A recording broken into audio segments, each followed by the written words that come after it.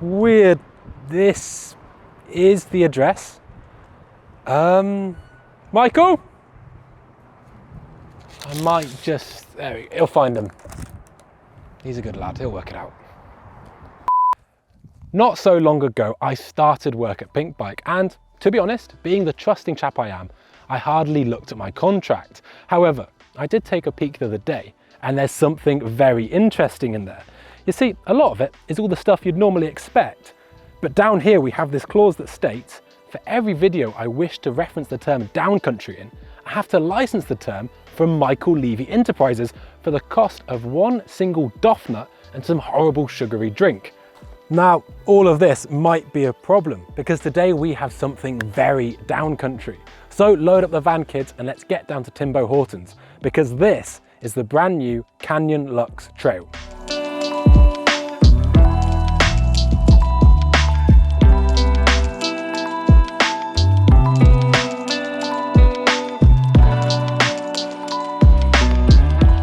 Now, I know what you're thinking, and let me stop you there.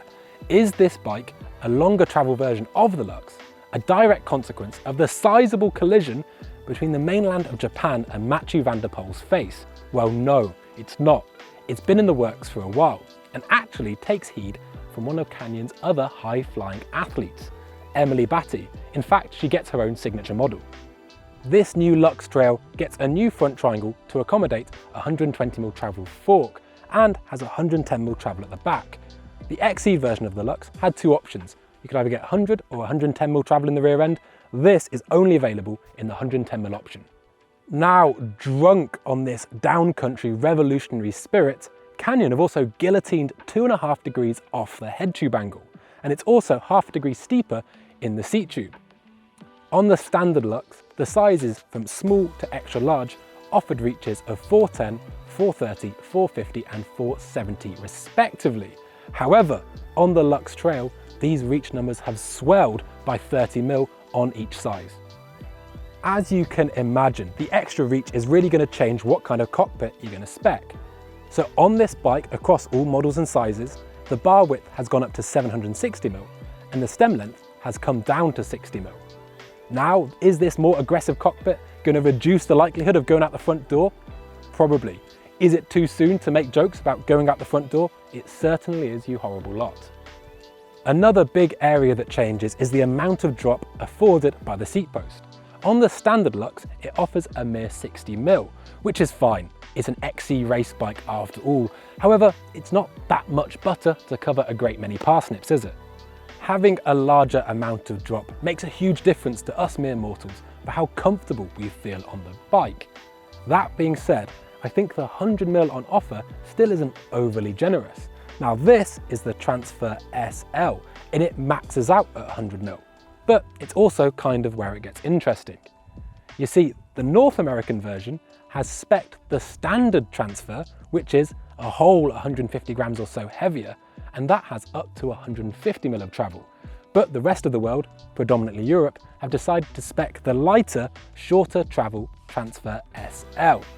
Now, I don't necessarily think this is a bad thing, and it's horses for courses, but for my money, I would take an extra 50mm for the marginal weight penalty of 150 grams any day of the week.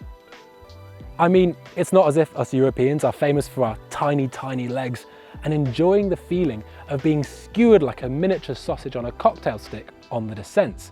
I think longer drops all round would be a really good thing. All in all, there's a lot in here for the XC rider that is more about backcountry epics than sweating out their eyeballs and the thrill of competition. And what's the weight penalty? Well, it's a whole 30 grams, heaven forbid. But joking aside, there is going to be an associated weight penalty because you're speccing all the burlier parts, and that is going to add up. For example, the standard Lux could come with Fox 32s. However, the Lux Trail comes with 34mm forks across the board on all Fox equipped bikes. Also, all bikes have 30mm internal width on the rims to make them not only a bit burlier, but also a bit more comfortable. This new Lux Trail is an interesting bike, and it feels like it's more about taking the sting out of an XC race rig. It's like a large dollop of cowpole. Instead of the shot of morphine, which often the downcountry treatment can feel like. The extra travel should make the bike more comfortable. Now it's also got room for 2 water bottles should you need them, and also clearance for 2.4-inch tyres on the back to aid in comfort further. The bike has lots of silencing and even includes a micro chain guide that weighs just 3.7 grams. There's fully internal cable routing and a remote lockout for the rear shock. You might also notice this little device that stops you over-rotating your handlebars. Sometimes, let's face it, these can be kind of annoying, but if you've ever smashed your shifter into your top tube on your low-rise XC bars, you'll understand why in this application it's certainly no bad thing. When you see the bike in the flesh, there are certain things that jump out at you. The first thing is probably the cables. Now at the front end of this bike, there are more twists and turns than a Martin Scorsese thriller. However, it can just be the price you're going to have to pay if you want to have remote lockouts. Similarly, the flat mount rear caliper, whilst helping keep the bike super light, might just prevent you from upping the ante if you want to spec some burlier brakes. All these little changes make this feel more like a Lux Plus than a full new downcountry or trail bike, and it's going to give more capability and comfort to a proven race-winning steed. In terms of pricing, the range starts at $4,000 and goes all the way to $7,000. This is the CF9, the Emily Batty edition, and that has a range-topping XTR group set. However, I'd say it's the CF6 with SLX that looks like a real bargain. For the full breakdown of spec and prices, be sure to check out the article on Pinkbike.